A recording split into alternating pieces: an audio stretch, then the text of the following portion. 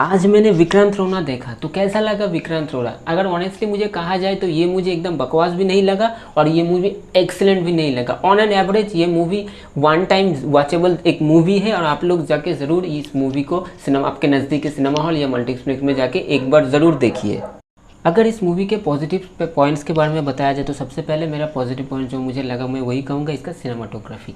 विक्रांत रोना मूवी का सबसे बड़ा पॉजिटिव पॉइंट जो मुझे लगा है, one of the positive points, वो यही है इसका सिनेमाटोग्राफी। हर एक फ्रेम देखिए, जितने सारे टॉप एंगल शॉट से लेके क्लाइमैक्स का वन टेक शॉट और पूरा movie through out the movie जिस तरह का शॉट टेकिंग हुआ है बहुत ही लाजवाब है। आप जब 3D पे देखेंगे या 2D पे, आप जहीं पे भी देखें तो वो जो शॉट्स है जिस तरह से मतलब सीक्वेंस वाइज जिस तरह से वो लिया गया है सिनेमाटोग्राफी विजुअली जब देखेंगे तो आपको बहुत ही, ये एक गांव का मतलब कहानी है तो विजुअली आप जब देखेंगे मतलब एक जंगल से घिरा हुआ एक गांव है तो गांव का जो वो जो लोकेशन वो जो सिनेरियो है जिस तरह से यहाँ पे दिखाया गया है वो मतलब बहुत ही मतलब आप देख रहे हैं कैमरा के लेंस के वो आप लोगों के लिए आँख है। तो जिस तरह से आप देख मतलब यहाँ पे सिनेमाटोग्राफी जिस तरह से किया गया है बहुत ही बेहतरीन लाजवाब है।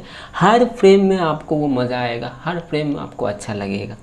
सेकेंड जो पॉजिटिव पॉइंट मुझे लगा इसका क्लाइमैक्स, वन टेक शॉट में जिस तरह का क्लाइमैक्स यहाँ पे दिखाया गया है। हाँ, और एक चीज़ कहना चाहूँगा, इस क्लाइमैक्स के साथ रंगी तरंगा का एक रेफरेंस है। अगर कोई भी इस मूवी को देखने से पहले अगर यूट्यूब में रंगी तरंगा अवेलेबल है, हिंदी डब में भी है, तो आप लोग वो मूवी देख के अगर ये विक्रांत रोना देखने जाएंगे तो आपको समझने में और ज़्यादा आसानी होगा, तो आप अच्छे से समझ पाएंगे। तो अगर आप कल जाएंगे तो आज रंगी तरंगा एक बार देख लीजिए, देखने के बाद ये मूवी विक्रांत रोना जाके देखिए क्योंकि सेम डायरेक्टर का ही मूवी है।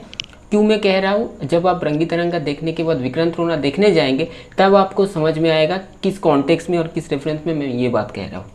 अब आता हूँ वही वन टेक जो क्लाइमैक्स उसके बारे में। क्लाइमैक्स जिस तरह से दिखाया गया और जिस तरह से परफॉर्म किया, आउटस्टैंडिंग, बहुत ही ब्रिलियंट। और हर वो जो कैमरा का जिस एंगल से वो शॉट को लिया गया है और जिस तरह से विजुअली आप देखेंगे आपको अच्छा लगेगा। इस मूवी का जो थर्ड पॉजिटिव पॉइंट्स मुझे लगा वो था बीजीएम।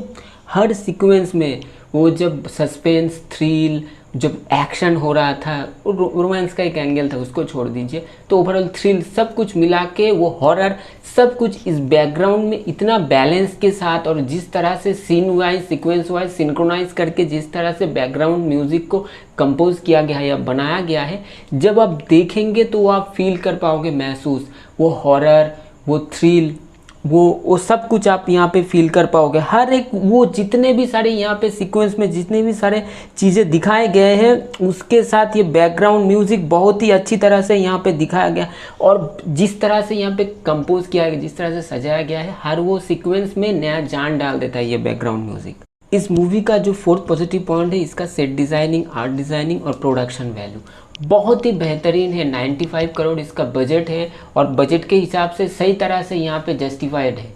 तो जहाँ पे यहाँ पे कहीं पे भी मतलब आप जब देखेंगे विजुअली वो जो गांव है जंगल से घिरा हुआ सब कुछ पूरा एम्बियंस जिस तरह से यहाँ पे क्रिएट किया गया है और यहाँ पे जो वीएफएक्स का काम है बहुत ही लाजवाब है। वीएफएक्स को लेके मेरा कंप्लेन नहीं है कि यहाँ पे ये वीएफएक्स का जो काम यहाँ पे जितने भी सारे हैं ना बहुत ही अच्छी तरह से इसको करने का कोशिश किया गया है और आप जब देखेंगे आपको बहुत ही अच्छा लगेगा।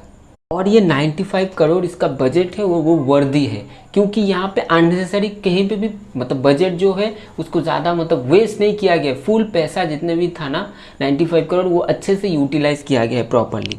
और जो फिफ्थ पॉजिटिव पॉइंट्स मुझे लगा वो है किच्चा सुदीप। इस मूवी में किच्चा सुदीप ने विक्रांत रोना का कैरेक्टर प्ले किया। उनके कैरेक्टर में एक उनका एक क्या कहते हैं ना उसको, उनके कैरेक्टर के अंदर वो इल्यूसिनेशन से आप जब देखेंगे ना आपको समझ में नहीं आएगा एक जगह पे जाके कि वो उसका कैरेक्टर पॉजिटिव है या नेगेटिव है, वाइट है या ग्रे है, तो आप कंफ्यूज हो जाओगे। और उन्होंने इस मूवी के लिए उनका फिजिक्स से लेके सब कुछ, डायलॉग डिलीवरी, एक्शन, सब जगह पे आप उनका प्रेजेंस फील कर पाओगे।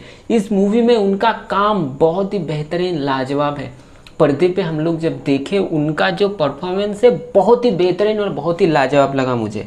उनका एक्शन, उनका बॉडी लैंग्वेज, उनका डायलॉग डिलीवरी, उनका चलने फिरने का जो ढंग। हाँ, और एक चीज़ मैं कहना चाहूँगा किच्चा सुदीप के बारे में। इस मूवी में हम लोग जब देख रहे थे उनका जो चलने का स्टाइल और उनका जो बोलने का स्टाइल ना उनमें मुझे सलमान खान का झलक आ रहा था। मैं ये नहीं कह रहा हूँ दोनों में कंपेयर कर रहा हूँ या मैं कह रहा हूँ कि वो उनसे इन्फ्लुएंस्ड होकर ये किए हैं, लेकिन मुझे ये लगा इसलिए मैंने ये कहा। मुझे लगा जानबूझ के तो किच्चा सुदीप ने नहीं किया, लेकिन उनका गले के अंदर वो जो बेस है वो सलमान खान के जैसे सिमिलर होता है, साउंड करता है। लेकिन हाँ, किच्चा सुदीप का गले का जो बेस है इस मूवी में उनका जो परफॉर्मेंस है उसको और ज़्यादा इंटैक्ट किया, और ज़्यादा पॉजिटिव वाइब्स दिया है।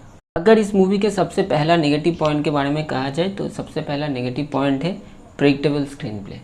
इस मूवी का जो स्क्रीन प्ले है, जो लोग रंगी तरंगा देखे उन सभी लोगों को समझ में आ जाएगा एक्चुअली इस मूवी का एंडिंग क्या होने वाला है।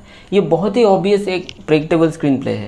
दूसरा जो नेगेटिव पॉइंट मुझे लगा वो है इस मूवी का लेंथ। इस मूवी का लेंथ बहुत ज़्यादा कर दिया है अननेसेसरीली। इस मूवी का लेंथ करीबन 20 मिनट, 15 से 20 मिनट कम हो सकता था, लेकिन यहाँ पे नहीं किया गया। थर्ड जो है, इस मूवी में बहुत से ऐसे सवाल हैं जिनका सही तरह से इसका जस्टिफिकेशन या जवाब नहीं दिया गया है, जो कि इस मूवी का वन ऑफ द ड्रॉबैक्स है। वो सही से नहीं किया गया। और एक चीज़ था, इस मूवी में अननेसेसरी कुछ गाने का इस्तेमाल किया गया है जो मुझे पर्सनली पसंद भी नहीं आया। और जहाँ पे मैं बैठा हुआ था फुल वहाँ पे हाउसफुल था, तो वहाँ पे कहीं भी मतलब हाउसफुल मतलब 90% ऑक्यूपेंसी था, तो वहाँ पे कहीं किसी को भी वो पसंद नहीं आया, मतलब नो रिएक्शन। उसके साथ और एक चीज़ मैं कहना चाहूँगा, इसका जो रोमांटिक एंगल दिखाया गया है यहाँ पे वो भी अननेसेसरी था, उसका कोई ज़रूरत नहीं था। और एक चीज़ है, यहाँ पे डबल मीनिंग कुछ डायलॉग का इस्तेमाल किया गया है हंसाने के लिए ऑडियंस को, लेकिन वो हंसते नहीं। और ये इसमें ना वो जो फ्लो में चल रहा है इस मूवी, वो फ्लो कहीं हट जाता है। उन चीज़ों का कोई ज़रूरत नहीं है। जिस फ्लो में चल रहा है इस मूवी के साथ उसका कोई मतलब ज़रूरी नहीं है, वो बैठता ही नहीं है। और एक चीज़ जो मुझे ख़राब लगा वो है टाइमलाइन। देखिए, जिस टाइमलाइन का ये मूवी है उसी टाइम के वो जो मतलब ड्रेसेस है, जो बर्तन इस्तेमाल करते हैं, और भी बहुत से चीज़ें जो यहाँ पे दिखाया गया है, उनमें मतलब उन लोगों को और थोड़ा फोकस देना चाहिए था, क्योंकि अभी ज़माने का जो चीज़ें हैं यहाँ पे दिखाया गया है, मतलब उस मूवी में दिखाया, क्योंकि वो टाइमलाइन तो अभी से बहुत पहले का था। तो उस टाइम पे तो इस तरह का बर्तन या इस तरह का ड्रेस नहीं पहना जाता था। तो इस चीज़ के बारे में भी मेकर्स को थोड़ा ध्यान देना चाहिए था। मैं यही कहूँगा आप लोगों को, विक्रांत रोना अगर अभी तक आप नहीं देखे हो तो वन टाइम वॉचेबल ऑब्वियसली ये मूवी है, तो आप लोग जाके ज़रूर देखिए। और देखने से पहले मैंने जैसे कहा रंगी तरंगा यूट्यूब में अवेलेबल है, आप लोग अगर देखेंगे तो आपको समझने में और ज़्यादा आसानी होगा। तो ये